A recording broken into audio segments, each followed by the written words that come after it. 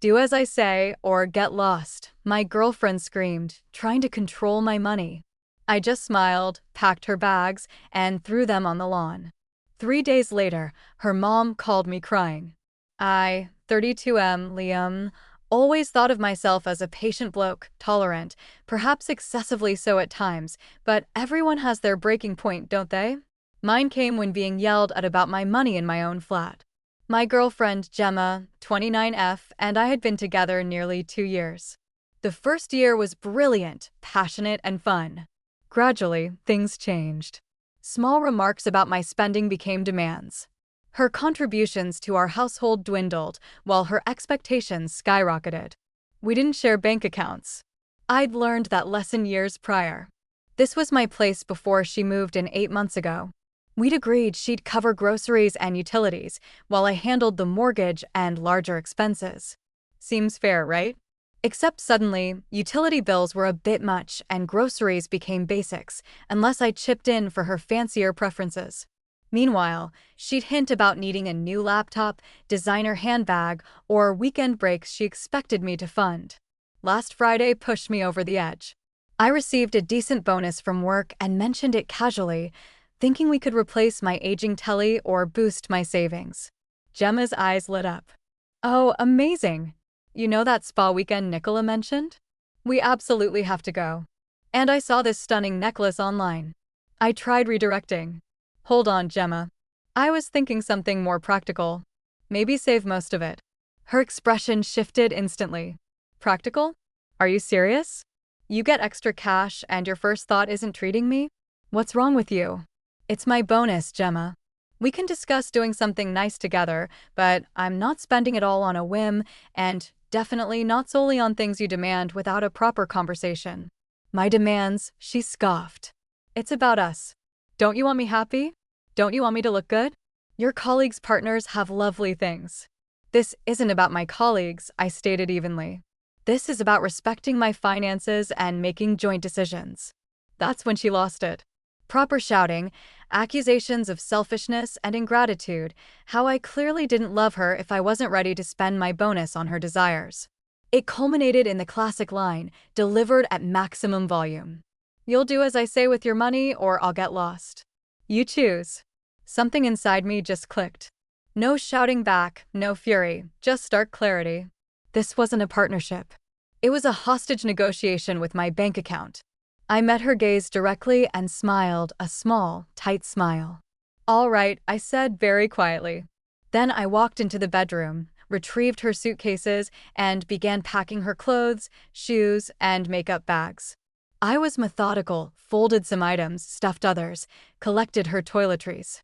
She followed momentarily, speechless before resuming her tirade, threats, insults, demanding to know what I was doing. I ignored her, zipped the first suitcase, started on the second, found sturdy bin bags for the overflow, cushions she'd insisted on, chargers, knickknacks. 20 minutes later, I carried everything to the front door. She was still yelling, fluctuating between rage and disbelief. I opened the door, picked up the first suitcase, lobbed it onto the small grass patch outside, grabbed the second, tossed it next to the first, and threw the bin bags alongside them. Turning back, she stood there, mouth agape. You said, do as I say or get lost, I reminded her calmly. I'm not doing as you say. So, I gestured toward the door. Get lost. I closed the door in her face, locked it, engaged the deadbolt, and put the chain on. My hands trembled slightly, not anger, more adrenaline release. I rested my forehead against the door, just breathing. I heard her banging and shouting for several minutes, then silence. Peeking through the peephole, I saw her cramming her belongings into her hatchback. That was Friday night. It's now Tuesday afternoon. Not a word directly from her until about an hour ago. My phone rang. Unknown number. I nearly ignored it, but something prompted me to answer. Liam. Liam. A woman's voice choked with tears. Sharon. Gemma's mom. Here we go. Update. Sharon was sobbing so hard I barely recognized her voice. Sharon, is everything all right? I asked neutrally. All right? How can you possibly ask that? She wailed. My poor Gemma. You chucked her out onto the street with nothing. Sharon, that's not accurate, I began firmly. Gemma presented me with an ultimatum regarding my finances. She screamed that I either follow her instructions or she'd get lost. I chose the latter. But she has nowhere to go, Sharon cried. She's been kipping on my sofa.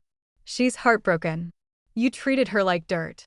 My internal monologue, she's 29, has a job, and numerous friends. Don't give me that sob story. Outwardly, I said, she made her choice, Sharon. Her reaction when I didn't immediately hand over my bonus was extreme. We're clearly not compatible. Bonus? Sharon seized on that. She mentioned you received a huge windfall and refused to help her. She just needed assistance with her car payment. Car payment? Laughable. Friday's demands for a spa weekend and designer necklace hardly sounded like help with the car payment. The assistance she demanded involved spending the entire bonus on non-essential items she wanted instantly without discussion. I clarified, the ultimatum was her idea. Sharon wasn't listening. You men are all alike. Gemma loves you. You need to apologize and bring her back. That won't be happening, I stated firmly. The relationship is finished. Gemma can arrange to collect her remaining items. You expect her to come crawling back? Sharon shrieked. You owe her compensation for emotional distress. Done with this conversation.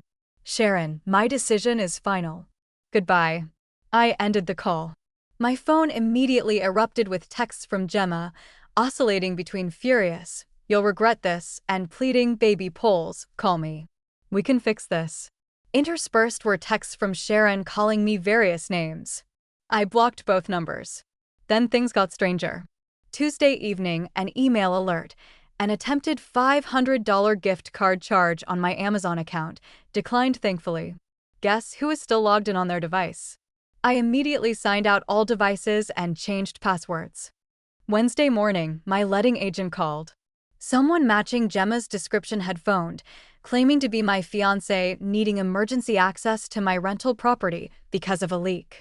Fortunately, the agent knew better and refused. The final flourish, mutual friends texting, "Mate, heard things are difficult." Then Gemma saying, "You kicked her out for no reason." Nicola, her best friend, had launched a smear campaign portraying me as financially abusive. So Gemma didn't just get lost. She declared war. Packing her bags was merely round one. Time to strategize for round two. Update: the Amazon charge attempt and letting agent call were way-up calls. Gemma was actively trying to cause problems. The entitlement was extraordinary. She genuinely felt owed something after delivering the ultimatum. First step: document everything. Screenshots of abusive texts before blocking, Amazon charge attempt notification, written statement from my letting agent, texts from friends about Nicola's rumor-mongering. Second step: security overhaul. Changed passwords on everything: banking, streaming services, social media, enabled two-factor authentication everywhere, checked my credit report. All clear. Third step: the box. Collected her remaining items: books, charger, odds and ends. I placed them in a small cardboard box, taped securely. Fourth step: communication lockdown. My final text to Gemma read, "Attempts to access my accounts and properties have been noted and documented. Cease contact. Your remaining belongings are boxed. Inform me by Friday when you wish to collect them or they'll be disposed of." To questioning friends, I explained the situation was complex. Gemma's account was inaccurate. The relationship ended following her ultimatum regarding my finances, and her subsequent actions validated my decision. I was happy to chat if anyone wanted my perspective directly. The Friday deadline passed without a response. Sunday morning, I placed the box by the communal bins and sent her a final picture message before blocking her again. Now, for the counteroffensive. This wasn't about revenge, but consequences and self-protection. Through a sympathetic friend, I discovered Nicola had warned off a woman I'd chatted with at a work event, calling me controlling and unstable, preemptive sabotage. Then a bill arrived for a high-end clothing subscription service I'd never heard of. It was addressed to me, but clearly not my style. Investigation revealed Gemma had signed up months ago, using her name but my address. She'd either obtained my card details or used a buy now pay later service linked to my address. The initial payment slipped through unnoticed, but subsequent payments failed after I updated financial details post-breakup. Now, they were pursuing a $300 debt. Not a massive sum, but it was the principal and fraud. I contacted the company, explained the situation, provided her moving out date, stated it constituted fraudulent use, and offered to file a police report. I sent copies of the documented harassment as evidence of her pattern of behavior. Regarding Nicola, I decided against direct confrontation but kept evidence in reserve if she escalated further. Update: it's been a month since the picture message of the box by the bins.